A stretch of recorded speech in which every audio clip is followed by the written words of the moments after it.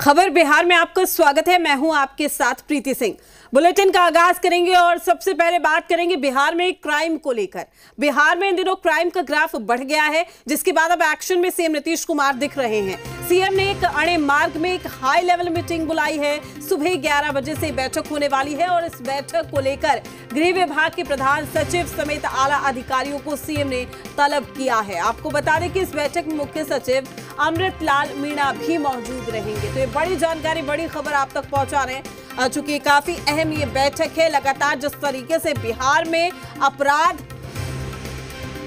देखने को मिल रहा है, विपक्षी इसे मुद्दा बना रहे हैं और लगातार अपराध का ग्राफ बढ़ता हुआ बताया जा रहा है। विरोधियों की ओर से, विपक्षियों की ओर से उनका कहना है कि जो एक्शन, जो कार्रवाई करनी चाहिए वो सत्ता पक्ष नहीं करता और यही वजह है कि अपराधी बेखौफ होकर आपराधिक घटनाओं को अंजाम देते हैं। तो ऐसे में आपको बता दें कि लगातार बिहार में बढ़ते क्राइम को लेकर आज ये बैठक काफी अहम है। गृह विभाग के प्रधान सचिव को सीएम ने तलब किया है, आला अधिकारियों को सीएम ने तलब किया। एक्शन में सरकार है। सीएम नीतीश कुमार लगातार बैठक भी कर रहे हैं। इसी कड़ी में आज बैठक होनी है, काफी अहम ये बैठक।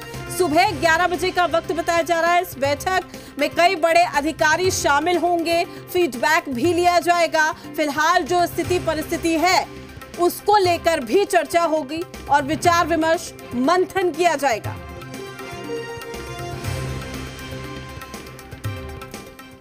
अपराधियों ने अब समस्तीपुर में बड़ी वारदात को अंजाम दिया, जहां मुखिया संघ के अध्यक्ष की गोली मारकर हत्या कर दी। वहीं नालंदा में अपराधियों ने मानपुर थाना इलाके के गोंगरडीपर गांव में पहले के मामूली विवाद को लेकर कई राउंड फायरिंग की। गोलीबारी के दौरान घर के बाहर दादा और पोती घायल हो गए हैं। तो समस्तीपुर, नालंदा दोनों ही जगह बिहार में क्राइम जो है अनकंट्रोल दिखाई दे रहा है। दादा पोती को गोली मारी गई, घायल है, अस्पताल ले जाया गया। समस्तीपुर में भी यही स्थिति देखने को मिली, मुखिया को गोली मारी गई। तो आप अंदाजा लगा सकते हैं कि बिहार में क्राइम का ग्राफ किस तरीके से लगातार बढ़ता हुआ देखने को मिल रहा है। हालांकि राज्य सरकार भी एक्शन मोड में है और यही वजह है कि सीएम नीतीश कुमार आज लगभग 11 बजे बैठक करेंगे। लेकिन बड़ा सवाल ये कि आखिर बढ़ते क्राइम पर लगाम कब लगेगा।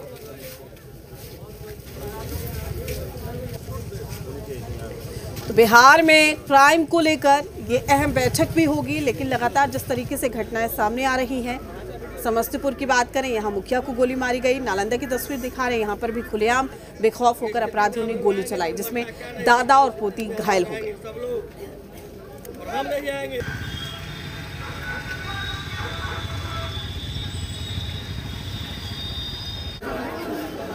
तमाम जानकारी के साथ हमारे संवाददाता पटना से सनी हमारे साथ लाइव जुड़ चुके हैं। सनी, बिहार में लगातार क्राइम का ग्राफ बढ़ता हुआ दिखाई दे रहा है, ये कहना गलत नहीं होगा, क्योंकि तमाम ऐसी घटनाएं सामने आई हैं। दूसरी ओर एक्शन में सरकार कहा जा रहा है, लेकिन सवाल अभी भी बरकरार है, क्या बैठकों के जरिए, क्या एक्शन में कहीं ना कहीं लापरवाही हो जाती है? यही वजह है कि बेखौफ होकर जो अपराधी है खुलेआम ऐसी घटनाओं को अंजाम दे रहे हैं। फिलहाल स्थिति बिहार की अगर हम देखें तो ये कहेंगे कि क्राइम अनकंट्रोल है। जी बिल्कुल, क्राइम का ग्राफ पिछले 2-3 महीनों से लगातार बढ़ा है। और चाहे नवादा की घटना का जिक्र कर लें या आज सुबह में जो घटना सामने आई पटना के पीर बहोर इलाकों से, चाय की दुकान पर गोलीबारी की घटना सामने आई, या अलग अलग जिलों की बात कर ले, तो लगातार क्राइम का ग्राफ बढ़ रहा है। और मुख्यमंत्री ने समीक्षा बैठक भी बुलाई है। इसके पहले सीएम ने जुलाई के महीने में 19 जुलाई को समीक्षा बैठक बुलाई थी।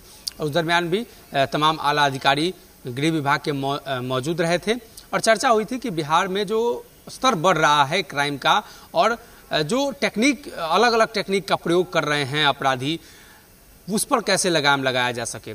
इसके अलावा बिहार के पुलिस पदाधिकारी को कैसे इसको लेकर सचेत रहना है, कैसे काम करना है, इन तमाम बिंदुओं पर चर्चा की गई।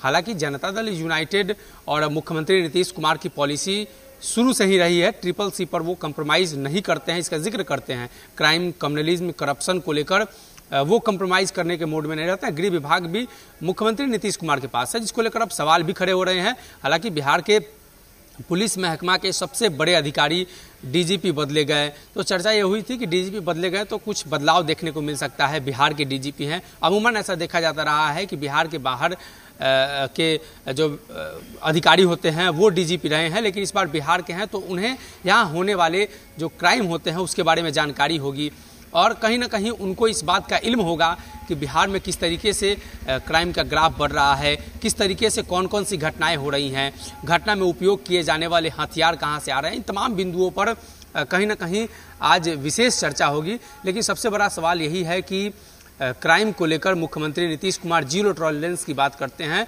और गृह विभाग भी लंबे समय से उन्हीं के पास है। जब से मुख्यमंत्री बने हैं तो मुख्यमंत्री नीतीश कुमार के पास ही गृह विभाग है। ऐसे में विपक्ष को एक मौका मिला मुख्यमंत्री नीतीश कुमार पर हमला करने का। दरअसल सीएम नीतीश लगातार चर्चा करते हैं कि बिहार में जो काम हो रहे हैं ये उन्हीं की देन है।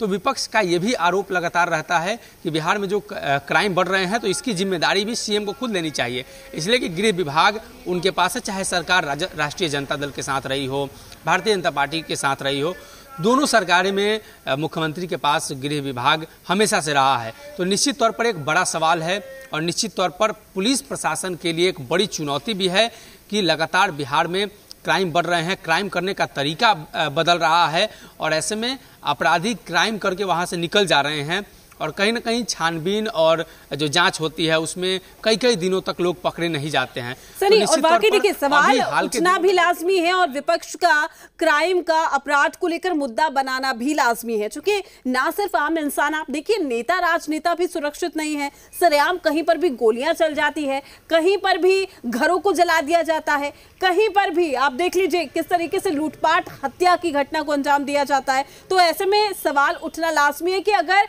आप लोग ही जो सत्ता पक्ष में या फिर विपक्ष में है, नेता राजनेता अगर सुरक्षित नहीं है तो आम इंसान जनता राम भरोसे है, उनकी सुरक्षा कौन करेगा? जी बिल्कुल, सत्ता पक्ष के कुछ नेता कई बार इसको लेकर बयान भी दे चुके हैं। दबी जुबान से वो जिक्र करते हैं कि बिहार में जो क्राइम की रफ्तार बढ़ी है उस पर लगाम लगाना अब कहीं ना कहीं पुलिस प्रशासन और सरकार के सामने एक बड़ी चुनौती है। तो आज बैठक में देखना यह होगा कि क्या महत्वपूर्ण निर्णय लिए जाते हैं। हालांकि जब से नए कानून आए हैं उसमें कई बार पहले ऐसा होता था कि काफ़ी समय लग जाया करते थे पकड़ने में, अनुसंधान में, लेकिन जब से नए कानून सामने आए हैं देश में तो इसका असर बिहार में देखने को मिला है। डीजीपी ने भी जिक्र किया था कि महज 50 दिनों में छपरा में ट्रिपल हत्याकांड जो हुई थी उसका उद्भेदन किया गया, उसको सजा दिलाई गई। तो निश्चित तौर पर जो घटनाएं हो रही हैं उसको लेकर प्रशासन को अब सजग रहना होगा। प्रशासन हर बार क्राइम जब हो जाती है उसके बाद पहुंचती है, तो निश्चित तौर पर प्रशासन को यह अब सुनिश्चित करना होगा, लोगों की सुरक्षा सुनिश्चित करनी होगी कि क्राइम होने के पहले कैसे पहुंचकर और उसे रोका जा सके। बिल्कुल सनी, और देखना लाजमी है कि इस बैठक से क्या कुछ हल निकाला जाता है इस पूरी समस्या का बढ़ते क्राइम को लेकर। शुक्रिया सनी आपका तमाम जानकारी साझा करने के लिए। अपडेट हम आपसे लेते रहेंगे। तो सुबह 11 बजे बैठक होगी। बैठक काफी अहम है चूंकि बिहार में बढ़ते क्राइम को लेकर इस बैठक में चर्चा की जाएगी और आला अधिकारी को सीएम ने तलब भी किया है। तमाम बड़े अधिकारी भी इस बैठक में शामिल होंगे।